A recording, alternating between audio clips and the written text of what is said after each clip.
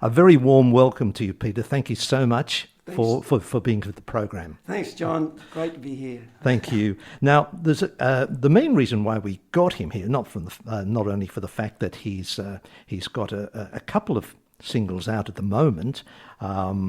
One is on COVID-19, and if you've been listening to the program, you will have heard me play that. But he's also got another one as well too, which I will play coming up in the next bracket called Daytime Dreaming. But I was wanting to ask Peter. Now, Peter, you come from England. You were about 2 when you came here. Yeah. Came with family, mum and dad. Yeah. Lovely. Anybody in the family musicians at all? Yeah. Dad, my father, he was a piano player, and I think that's where I really got the drive to play music. Right. You know, and he used to play honky tonk piano and yeah. Were you playing as well, playing that style of music? Because I know you play guitar, and I'm going to come to that in a minute. You've been playing guitar since you were about 12 years old, I believe. Something like that, yes, yeah. Yeah, I mean, I learnt piano for about a year, went in my teens, and I learnt guitar for maybe 3 years. I had singing lessons for about a year. That was when I was younger, and all progressed from there, you know. Excellent. Now, tell me about your first band. I believe it was involved school friends from about the age of 14. Yeah. That was a school band. That was Tony. Are you listening? That was Tony and Sean. We were only school kids then, and we had a band. And that was lots of fun. What sort of stuff did you do? Were you sort of playing what was happening at that time in the 60s? I mean, you're a songwriter. We know that. Were you writing songs that you were playing at that time with your band? No. When I was younger, we only did covers. You know, we were generally doing sort of 60s stuff and things like that. But actually, there was another band that came after that, which was called Cromwell.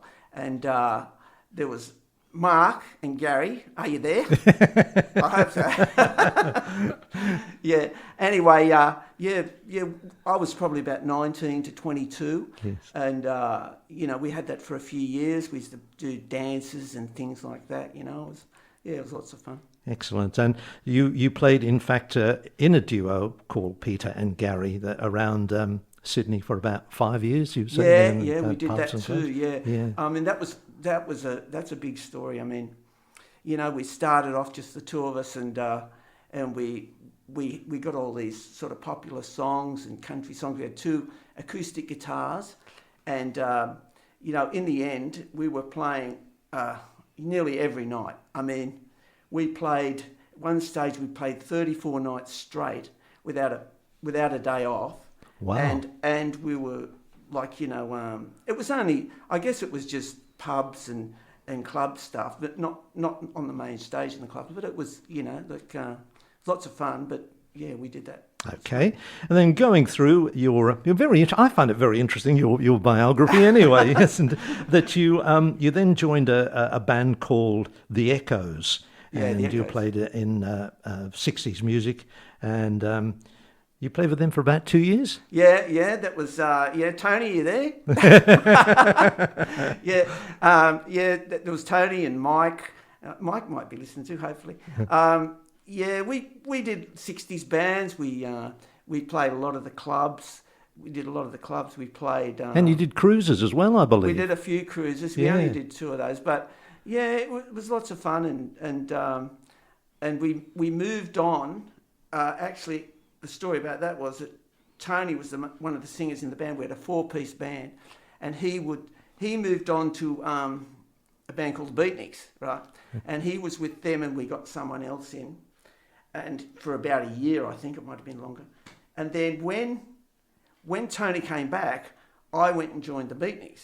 So that was a Beatles band, cover band. Yes. And I was going to come to that. That was the next piece too, because I think quite a few people will have heard of the Beatniks, or be well aware of them. Yeah, they're still going now. Yes. And you were, I believe, John Lennon in that. Yeah, I was the John. Yeah, yes. I went in there as the John, and yeah, it was lots of fun. I loved the music, and we did a lot of good shows. We played at Expo '88. Uh-huh. We did. We were on TV. We were on the Ray Martin show, Don Lane show. It was good. Yeah. Very, very interesting. And as far as being in the Beatniks, I mean, how into character do you have to go as far as being like John Lennon? You know? I mean, some people take it a little bit too far. I think I was right into it. But I didn't speak with the Liverpool accent. but yeah, it was lots of fun. One story is when we played on Channel 9 yes. With Ray Martin, and we were in the back room. We were upstairs in the back room because we just played a Beatles song on the Ray Martin show, and we heard the announcer. Oh, well, it must have been Ray Martin saying, "Oh, I've got a special guest here, Glenn Campbell," and we went, "Whoa!" So we rushed down and we ended up meeting him, and yes. shook hands with him. It was great, So you still haven't washed your hand after shaking hands? That was a highlight of my life. Wow, that is fantastic, isn't it? Yeah. I suppose that's the thing about being in the industry that you are. You have access to these people that other people don't, and you have to interact them on a very natural level. Yeah, I guess when I met them, I was pretty well stunned. I was. Because yes, I thought, as you would be. Like he was sort of, he was one of the world greats, sort of thing. But he was a nice guy too, really friendly. Lovely. And you said you're sort of getting back into playing again. How long a rest did you have from being involved in music then? Oh, it was quite a few years. Do I have to say? No, that's all right. That's all right. Yeah, but I mean, I did from playing live. It was a long time. Yes. With family, etc. But you were obviously still writing in that time that you were. Well, I've always been playing, and yes. I've recorded. I recorded so far 31 original songs. Excuse me, original songs. But I've like on Facebook, my Facebook, Peter S. Smith, if you like, look me up, or Peter Smith on Facebook, and I sort of enjoy writing music and trying to find that great song. Yes, which is everyone is searching for, of course. Yes, every songwriter. Now, I was going to ask you about the creative process, about how you go about writing your original songs. Yeah. Excuse me, I just got a cough. Excuse me. I mean, I'd think of a theme. I'd think of what do I want to write about. I think I wrote that COVID-19 song, COVID-19 2020 song. How long did it take you to write that one? Not that long to write that. So it came together pretty quickly, that one? Reasonably quickly, that one. I think it was because it's still on the TV and everything today. Yes. And it's a pretty nasty thing to be happening. But indeed. I think that one, there was a definite theme to it. It's a sort of a serious song the way I've written it. But, I know there's a lot of people made funny ones, but... Yeah. It's very melodic. We're going to have a listen to it when we finished our interview. But it is a very melodic tune as well too. Yeah, thanks, John. Yeah, I mean, it's I don't know. Like I think, like I was saying, writing some of the songs come from experience, your life experience. Sometimes I'll write a song and I don't think I'm writing it about myself. But then later I'll listen. I think, yeah, that's really from my past. That's sort of just the feeling of the song. Sure. So basically, would you say that you will work on a song and then to your mind you've probably say finished it, or does it come in sections? Do you say, right, okay, I've got the lyrics down, I've got the melody. Now I'll do the accompaniment to it. Yeah, I mean, basically, I'd write the guitar. I'd have the guitar, and I'd write the song, and I think, oh, this sounds good. But like some songs, one song I wrote in a day, and I recorded it in the same day. But another instrumental song I did, Allegory 9, that took me about 6 months. I mean, I sort of, it just sort of sat there, and I'd add a little bit, but it was an instrumental, and I think it came out quite well. But, you can do a song in one day, and it can be a good one too. Yes. I'm eager to have a listen to you telling me about that off air, to listen to that particular tune. So, because, as I say, my program is essentially instruments, instrumentation. So I'm very interested to have a listen to that one, indeed. Now, you have... you've done extremely well in the music industry. I mean, how many people can say that they've had their music played on the BBC in Britain, and also on an internet Canadian station as well too?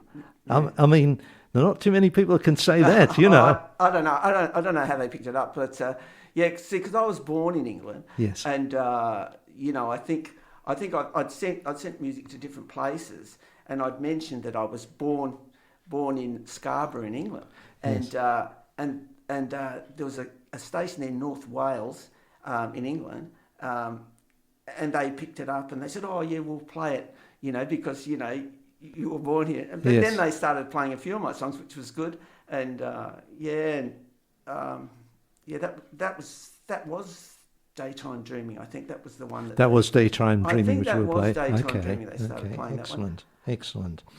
Okay. Now, this is very important because I want to find out. You've entered COVID-19 into the Australian Association Song Contest. Yes. Is that right? Now, how's that going? Have you heard any further about how that's progressing? Well, I haven't. I only got the one letter saying that I'd made it through to the shortlist, which is great. Yes. Do they let you know how big that shortlist is at all? Well, they didn't really let us know. But no. But the next level is it's the top 30 in your section, mm-hmm. and then that's supposed to be released in the next couple of weeks. I think they said mid-November. Okay. And then it goes to the top 10 in that section, and then they pick one. So what is that process? Is that you supplying them with a CD with COVID-19 on it, you playing, and is that how it works? I mean, basically you just submit your music, and they run their competition every year. Mm-hmm. I mean, I haven't been in it for a few years, but I just thought I'd put that one in and see what happens. Yeah. Do you have to supply the printed music, or is it just enough for them to listen to? Oh, no, they have sections where it's lyrics, but generally they just you submit the song, and then they have a number of people listen to it, and then they vote on it, and then they pick out the ones they think might be popular or whatever. Yes, wonderful. Well, it goes without saying, of course, we wish you all the very best of luck to have and that's fantastic that you've got that far with it, Thanks, so maybe if you can progress to the next stage, we'd love to have you on the program again too, to sort of tell us how you're going. Fingers crossed. Yes. Is it a case of winner takes all, or are there various categories in that? Well, they've got 12 categories. Different. I'm in the open category, right? And so I mean, it has to get. There's a lot. I guess there's a lot of songs in there. Yes, that competition. Definitely. Yeah. So I think mine's all right. So. Well, I tell you what, a lot of people around here think exactly the same way too, Peter. Okay, Peters, now you wanted to, before we wrap up here, you wanted to say hello to a few people who have been very good to you over the years, haven't you? Oh, yeah. I mean, just like to say hello to all my friends out there who might be listening. And, also, if you'd like to listen to some of my songs, it's on iTunes or Bandcamp or Amazon Music. So just type in Peter S. Smith. Peter S. Smith, there's of course. a lot of Peter Smiths there. Yes. Just Peter S. Smith. Yes. And of course, as I say, it goes without saying, wish you all the best there. And most importantly, if they go on to put down that they like it as well, too. Yeah. Oh, dear. Look, Peter, thank you so much for coming in. It's been an absolute pleasure talking to you today. And as I say, I wish you all the very best with the song contest. And I hope that next time we're speaking to you, you have some good news for us. Great. Thanks for having me, John. Thank you. Pleasure, Peter.